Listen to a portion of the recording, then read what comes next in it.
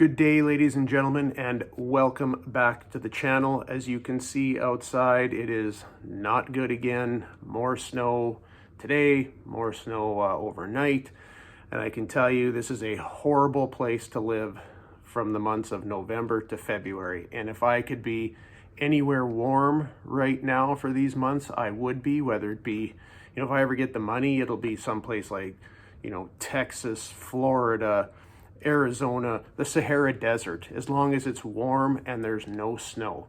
But anyway, enough about the crappy weather out there. I could go on all night. Anyway, I thought I'd do a little Fatboy content for you folks today. And I was cruising the old World Wide Web, and I came across somebody saying that they thought that the 30th Anniversary Fatboy in 2020 was the best Fatboy ever made. Now, that's very subjective. It's quite a mouthful to say. I myself thought I'd be a decent person to talk about it, as I've owned various iterations of the Fatboy. For example, the 80-inch Evo I've had a twin cam 88, I've had the twin cam 103, and of course the 114 M8 engines. And I do have a very big affinity in my heart to the Evo Fatboys and the very early twin cams, regardless of the cam chain tensioner issue. But anyway, I thought we'd have a look at this subject because I think there may actually be a bit of an argument to make, but let's see. Now let's just state the obvious here, and that is that the 30th Anniversary Fatboy is basically a regular 2020 Fatboy that's just been blacked out. Now, I really like my Fatboys with a lot of chrome, and I'm talking about real chrome, not that kind of satin chrome finish that they had in the 2018 to 2020 models. Real, actual mirror polish chrome. I like that. However, I do think that this blacked out bike really does look nice. I really like the look of a blacked out Fatboy. They also have the bronze accents in it, a little bit like my Lowrider S has bronze accents in black. But one thing you'll notice about this bike is where the accents are. For example, on the rocker box covers, we have the bronze accents, much like a bit of a throwback to the yellow accents on the original 1990 Fatboy. Also, the badging on this bike I really like. I've always liked the smooth look of a gas tank. I like the decals on the side rather than the badge that sticks out.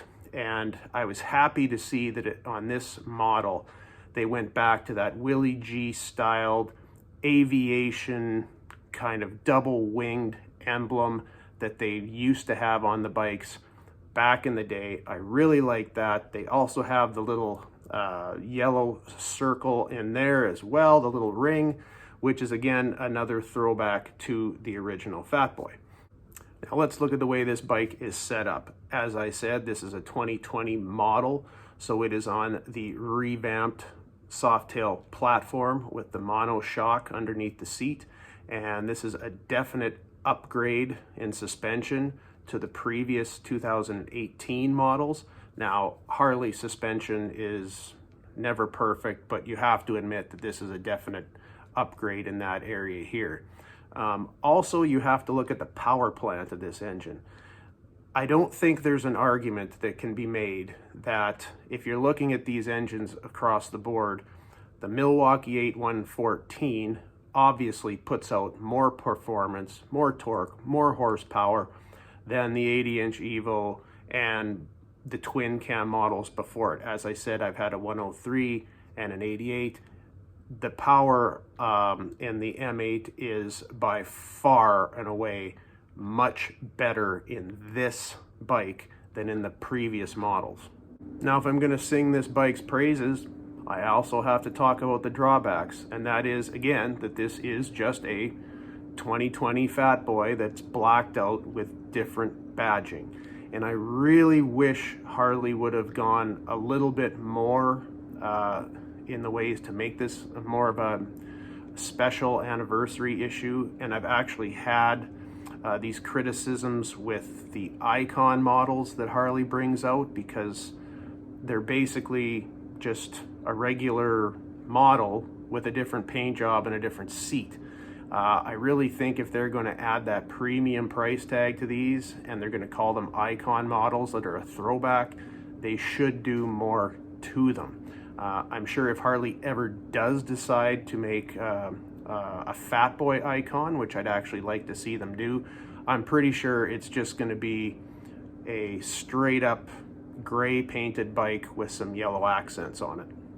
Another criticism I have of this bike, which is basically not just specific to this particular model, it is to every Harley model nowadays, and that is the EPA regulations that, quite frankly, neuter the power in these bikes. I absolutely hate it. And that's at least one issue that you didn't have to worry about with the older bikes. For example, the 80-inch Evo, you weren't worried so much about the emissions back in those days. But I cannot stand the fact that Harley has to, live up to these standards, and they have no choice. They have to. So it's not really a Harley issue, shall we say, but I can't stand the way they've just been emasculated. Now, is this the best Fatboy ever made? I'm not sure I would go out on a limb and say that.